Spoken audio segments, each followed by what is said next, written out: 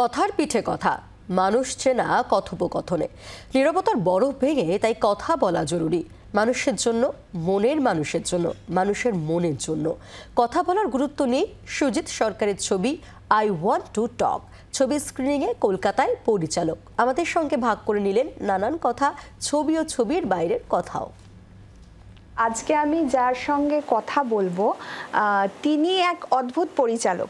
কারণ আমার মনে হয় না কোনো পরিচালক কয়েক দশকে ভাবতে পেরেছেন যে অমিতাভ বচ্চন কনস্টিপেশন নিয়ে কথা বলতে পারেন এবং অভিষেক বচ্চনের একটা ভুঁড়ি নিয়ে পোস্টার হতে পারে। আই থিঙ্ক আপনারা বুঝতে পারছেন আমি কার কথা বলছি। আমার সঙ্গে রয়েছেন সুজিত সরকার।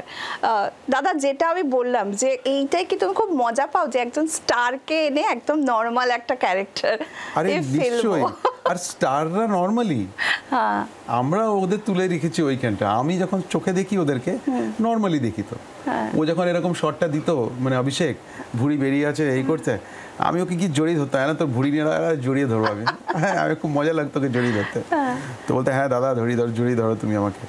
তো দেখো স্টার হয়েছে, বাট কোথাও না কোথাও তো এটা নর্মাল না, দে আর নর্মাল হিউম্যান বিইং। একদমই। তো একদম তোমার আর আমার মতন ওরাও বসে থেকে কথা বলতে চায়, চুপচাপ বসে আনন্দ করে পা তুলে আর একটু আড্ডা দিই। ওটা হচ্ছে ক্যামেরার সামনে একটা কসমেটিক জীবন চলছে, লোকের মানুষরা ওরকমই দেখতে চায়। আমি ওটাকে অ্যাক্টিংয়ের ক্ষেত্রে নিচে চেষ্টা করি যে নর্মাল করে দিই, তাই জন্য ওদের পারফরমেন্সগুলো অত রিয়েলিস্টিকও মনে হয়। আমার মনে হয় অর্ধেক কাজ তো ওইখানেই হয়ে যায়। আর আর যে কজন আমার ফিল্মে করেছে কোথাও না কোথাও একটা রিয়েলিজম নিয়ে এসছে পারফরমেন্স। সিনেমার সুখ অসুখ দুটোই তুলে আনতে চাও ফ্রেমে? অসুখটা তো একটা প্রিমাইস। আমি সুখটাই তুলে আনতে চাই, আমি হোপ তুলে আনতে চাই, আমি ইন্সপিরেশন তুলে আনতে চাই। আমি চাই মানুষ নির্ভয় থাকুক, কেন কি আমাদের ভয়টাই হচ্ছে সবথেকে একটা অনেক বড়, অ্যান্ড হেলথ নিয়ে সবথেকে বড় ভয় হয় আমাদের। রিলেশনশিপ নিয়ে আমাদের ভয় হয় না, কিন্তু হেলথ নিয়ে হয়। আমার মনে হয় রিলেশনশিপ নিয়ে বেশি ভয় করা উচিত, অ্যান্ড করা উচিত, শরীর নিয়ে ভয় করা উচিত না। সো মেন্টাল হেলথটা খুব ইম্পর্ট্যান্ট। আমরা সবসময় কথা বলি না যে লিভ ইন দিস মোমেন্ট, মানে এই মুহূর্তে বাঁচো, বাট এই মুহূর্তে তুমি বাঁচবে কি করে, হাউ, মানে তো হাউটা জবাব দেওয়ার জন্য আমি একটা ছবি বানিয়েছি। এই একটা ছোট্ট লাইনটাকে নিয়ে যে কি করে এভরি ডে এভরি মোমেন্টকে বাঁচতে হয়। কালকে আমার সাথে কি হবে আমি জানি না, আর কালকে কি হয়ে গেছে সেটা চলে গেছে। কালকে যেটা নিয়ে চিন্তা করছিলাম আজকে কিন্তু চিন্তা করছি না, হয়ে গেছে কিন্তু এটা চলে গেছে।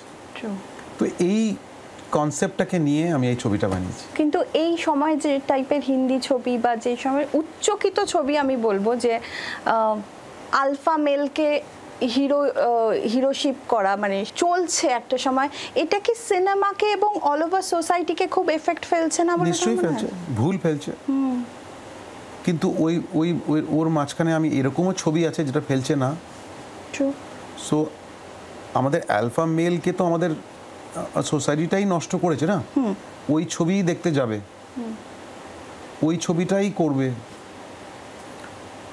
যেরকম আমি এই ছবিটাতে মানে আমি বলতে চেষ্টা করেছি যে ছেলেরা, পুরুষরা লেস এক্সপ্রেসিভ, মেয়েরা বেশি ভালো এক্সপ্রেস করে। এটা একটা পুরুষের একটা প্রবলেম, আর এটা কিন্তু আমাদের প্যাট্রিয়ার্কি পুরুষতান্ত্রিক সোসাইটি থেকেই জিনিসটা বেরিয়ে এসছে। কোথাও না কোথাও ওইটাও একটা অ্যাড্রেস করা আছে এটার মধ্যে, কি আই ওয়ান্ট টু টক, যে আমি কথা বলতে চাই, আমাদের কথা বলা উচিত, আমাদের কমিউনিকেট করা উচিত। সেটা এই মেয়েটি ফিল্মটায় বুঝতে পারছে নিজের বাবাকে, এই জায়গাটায় বাবা আটকে যাচ্ছে। তুমি কেবিসির অনলাইন এডিটর ছিলে, সেখান থেকে তুমি আজকে এত অমিতাভ বচ্চনের সঙ্গে ছবি এবং অভিষেক বচ্চনের সঙ্গে এখন একটা ছবি নিয়ে আমরা কথা বলছি। তো এখন যদি পিছনে ঘুরে দেখো তখন কোনটায় খুব হাসি পায় বা কোনটায় মনে হয় যে এটা কেন করেছি? সত্যি মজা লাগে। মানে তুমি চিন্তা করো, মানে আমি কি বলবো, যে কোথায় লাইভ ঘুরতে ঘুরতে ঘুরতে ঘুরতে কোথায় পাখে এসে দাঁড়ায় না ফাইনালি।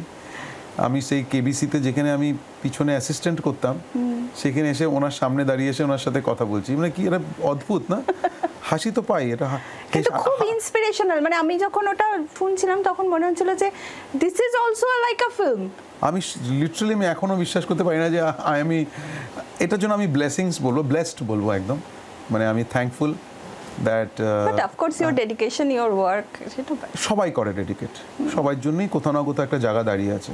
আমি যে কাজ করেছি যেরকম করেছি ওটাকে আমি স্ট্রাগল মনেই করি না, আমি মনে করি মানে ইটস এন জার্নি, যেরকম যাত্রা বললাম, জীবনযাত্রা, experience.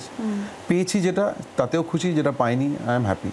Thank you so much. যারা এখনও আই ওয়ান্ট টু টক দেখেননি তারা অফকোর্স হলে গিয়ে আজই দেখুন। বাংলার আওয়াজ, বাঙালির আবেগ, জি 24 ঘন্টা।